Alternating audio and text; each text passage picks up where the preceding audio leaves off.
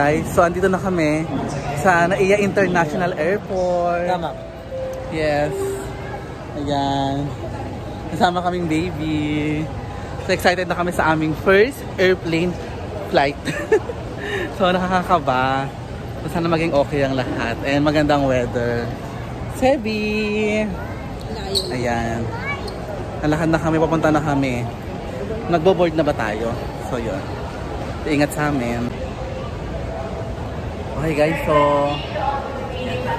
while waiting, andito na kami sa airport. Ang flight namin ay 12:30 pero 9:30 andito na kami. Medyo napaaga kami kasi nga excited at the same time.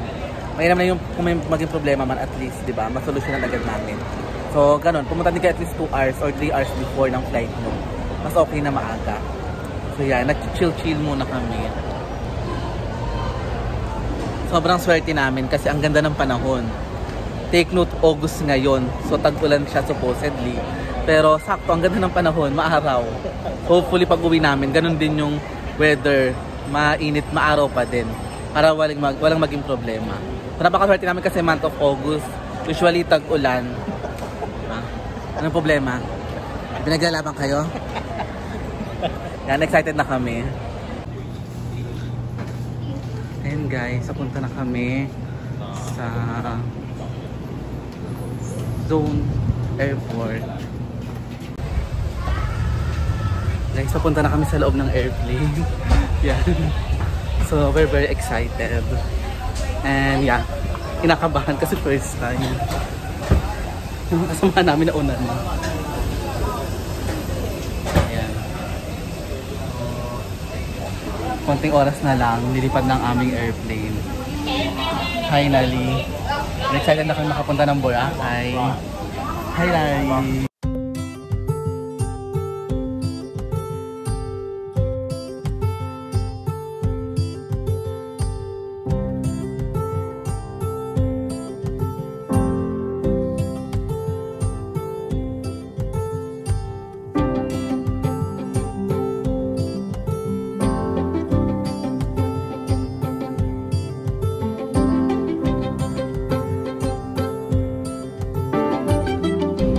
Your hand luggage. If smoke is present, please keep low and follow the path lights to the nearest exit as indicated. A copy of this safety information card is in your seat pocket. Please read it carefully. Passengers seated next to an emergency exit are requested to study the operation of these exits in the safety card. As this is a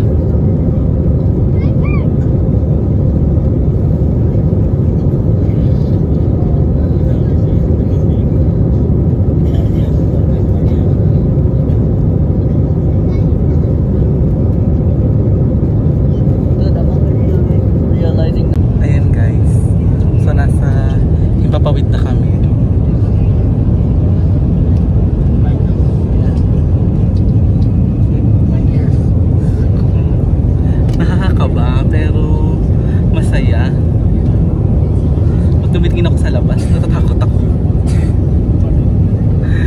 Yan. Pwede na magtanggal ng headset, hindi na masakit sa tenga. Medyo okay na siya.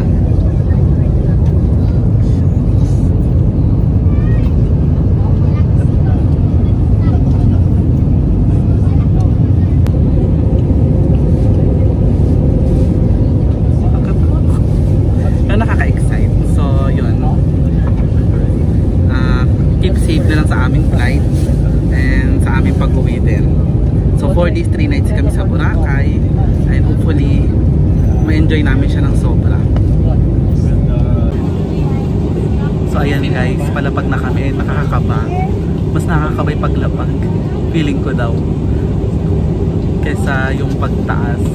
Sabi sa akin itong kasama ko kasi mas mayugyug daw and may chance na mabitawan yung mga cellphone, gadgets na hawak.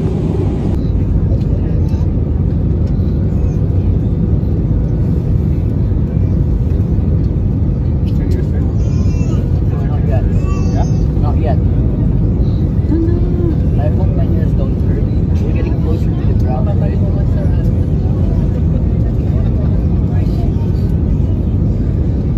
I didn't even feel like 1 hour.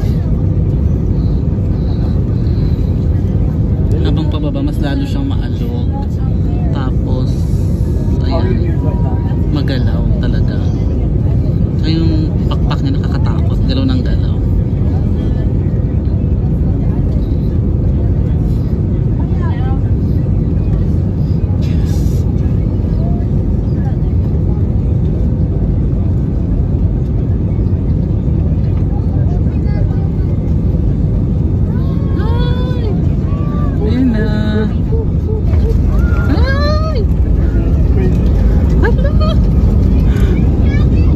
Grabe yung pressure. Kailangan talaga naka-seatbelt ka kasi mangungud-ngud ka. Dear guests, we have landed at Boracay Airport. AirAsia will proceed to Catiguan. Ay.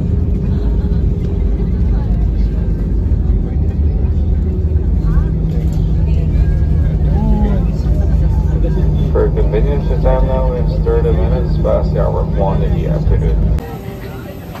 Ayan, pababa na kami. Thank you, AirAsia. Thank you po.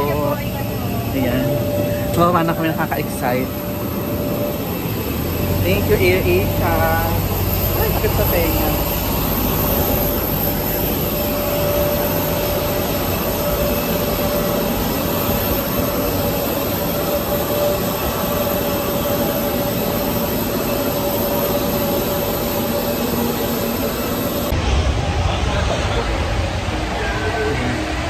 We are finally here after namin sumakay sa shuttle bus. Na pero feeling ko kaya naman ng lakarin.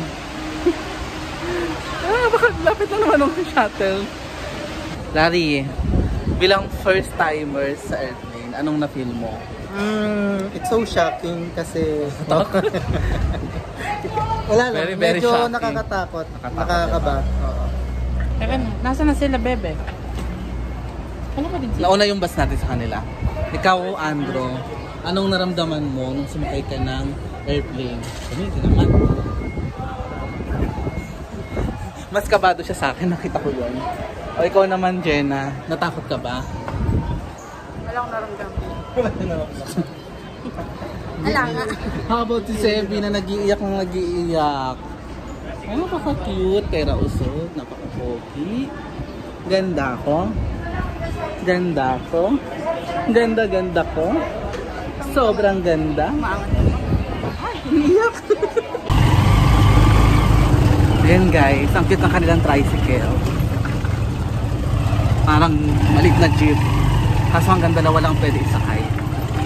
And friends, ang luwag niya ha. Napunta na kami doon sa sasakyan naming parang bangka. O yun. Para papunta sa mismo Boracay Island. Ang cute, ang lalaki ng tricycle dito. Pang ano talaga siya. Maraming dala, bagahe. Maluwag pa.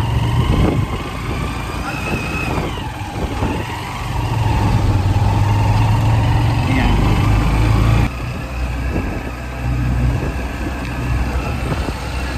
Ang fresh nung hangin dito, in fairness ha.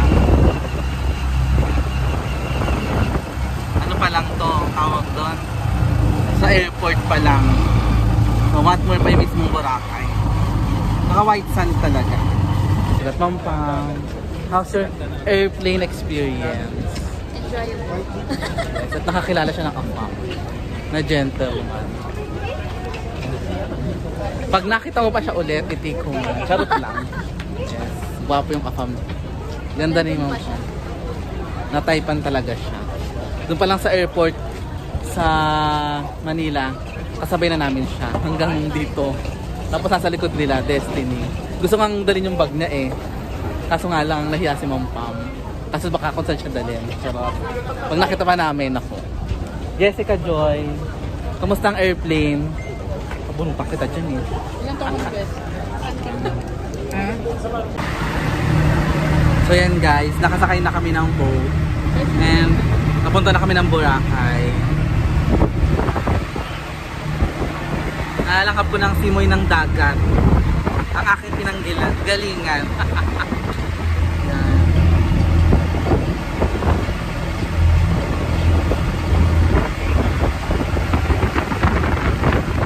Ang mga alon at hampas ng tubig. Masaya, nakaka-excite. Ilang minutes lang naman tong biyahe na to, kaya hindi naman masyadong nakakatakot. And finally, gusto ko muna magpahinga. Saka yun, laban na. Guys, finally, nakatungtong na kami sa Boracay. Sabi, kanyang white sand. Diba? Sakay na lang kami papunta sa aming hotel. Sa Station 2. Paano ang pangalan ng hotel natin? Rob and Fred's. Rob and Fred's Hotel. Station 2. Ayan, then nakapagpahinga na din. Pagod na kami. Yes, finally. Boracay. Very ano to. Memorable experience. So guys, napunta na kami sa aming tutuluyan. And yan. Isa siyang eskinitang kala mo nakakatakot. Yung palang daming mga mga parang transient house. Hinahanap namin Rob and Fred's. Ito na! Papasok. Ito na. Ayan, nakarating na din kami sa wakas. Nakapag-relax na. Pero kakain muna kami kasi gutom na kami. Nakapagod yung biyahe. Kumain kami sa airport. Habang biyahe kumakain. Kumain pa din. Nakapagod siya. Then may aircon, TV. Ayan. Ano lang to, good for 8 person with free breakfast. 5,000. So dahil pito kami, kinumpute namin, nasa 700 plus lang. So not bad. Meron pa kami ayan, terrace. Ayan.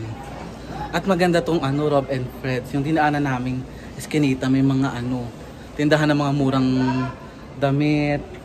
Pwedeng pasalubong, yan, mga gamit. Remembrance. Ayan. Ang ganda na din siya. Tsaka for the price, sulit na din. One day lang ang binook namin kasi try namin maghanap ng iba. Pero kung magustuhan namin dito, siguro dito na kayo mag-stay. Kasi okay naman siya. Kasi with free breakfast. Nakatamaran ko mag-book sa susunod. Wala naman na.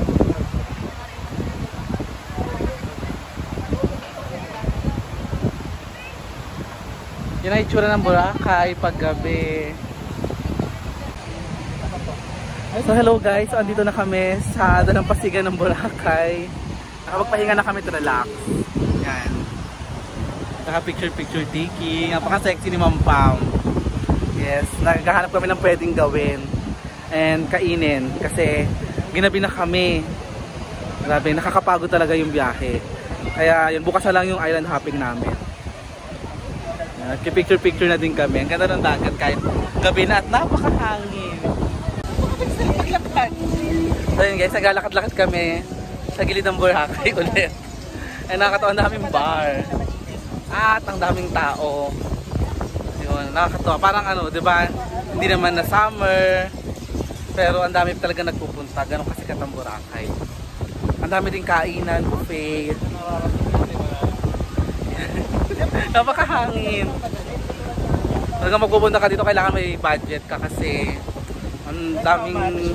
How much budget will you recommend? Well, kung gusto mo talaga matry lahat, lalo na yun sa mga water activities, at least 15 to 20,000, alam mo yan. Eh kami kasi 4 days, 3 nights. Pero yung 15 to 20,000, hindi na siya tipid. Kumbaga, you can do whatever you want in every activities here in Boracay. Yes. Kasi kami naghahanap pa kami ng murang makakainan kasi nga budget tayo.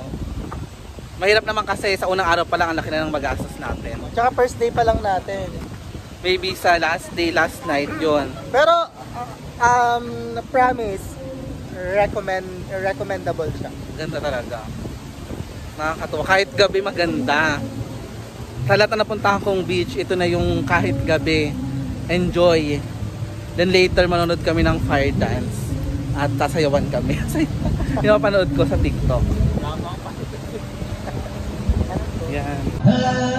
Yan guys, nagdi-dinner na kami.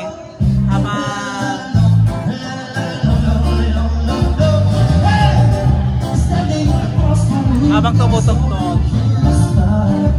Nakahanap naman ng budget-friendly na food. For only $9.99, madami na siya. Yan, dito kami.